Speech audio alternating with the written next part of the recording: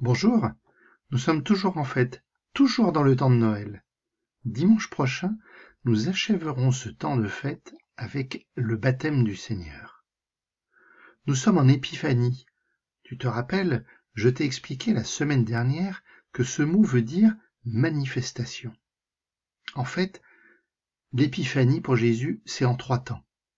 Le premier, c'est la visite des mages que nous avons fêté dimanche dernier.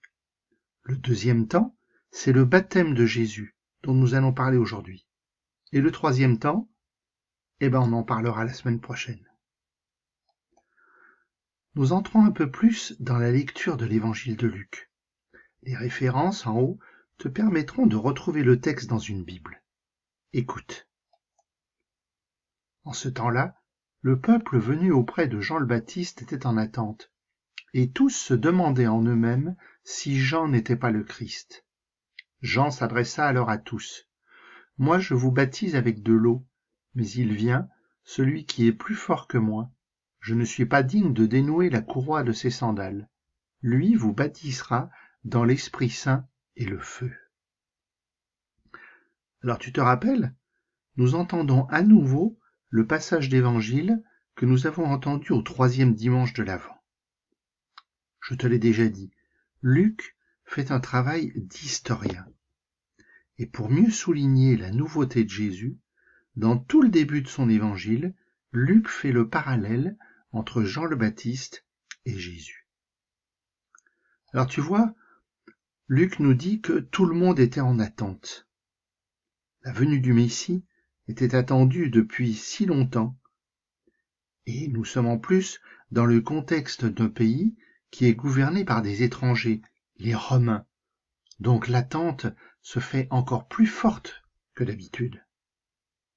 Alors forcément, quand quelqu'un sort de l'ordinaire, tout de suite la question surgit, est-ce que c'est lui le Messie?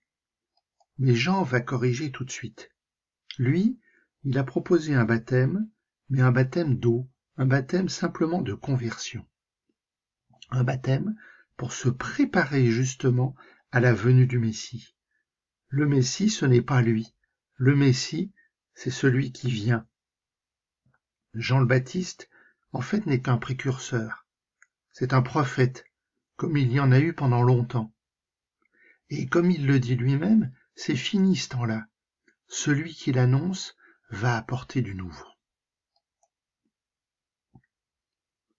Comme tout le peuple se faisait baptiser, et qu'après avoir été baptisé lui aussi, Jésus priait, le ciel s'ouvrit. L'Esprit Saint, sous une apparence corporelle, comme une colombe, descendit sur Jésus, et il y eut une voix venant du ciel. « Toi, tu es mon Fils bien-aimé, en toi je trouve ma joie. » En fait, de nouveau, Jésus fait comme tout le monde. Il est baptisé comme n'importe qui venait voir Jean. Mais ce qui est nouveau ici, sur lequel Luc insiste, c'est que Jésus prie. Et cette prière va faire bouger les choses. L'épiphanie, elle est là, la manifestation de Dieu. Cette manifestation, c'est d'abord l'intervention de l'Esprit Saint. Alors ça, c'est complètement nouveau.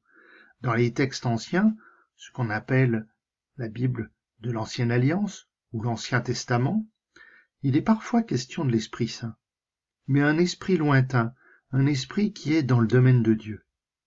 Le souffle de Dieu planait au-dessus des eaux, nous dit le texte, le tout début de la Bible, la première ligne, la Genèse.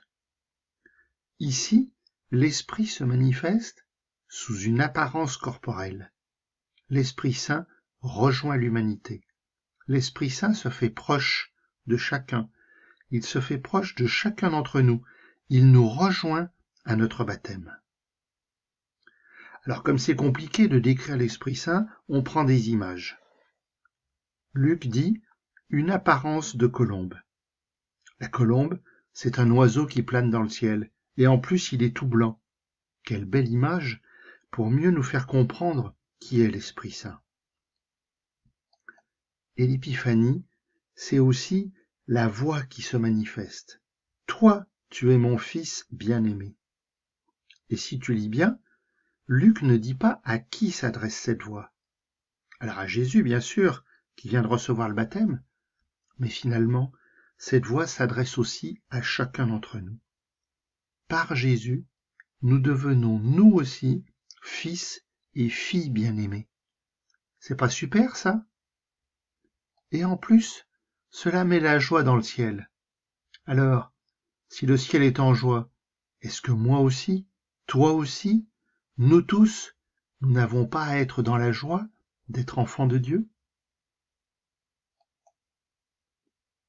Jésus, je vois bien la scène, elle est facile à imaginer. Tu descends dans l'eau du Jourdain, tu te laisses baptiser, tu remontes et tu pries.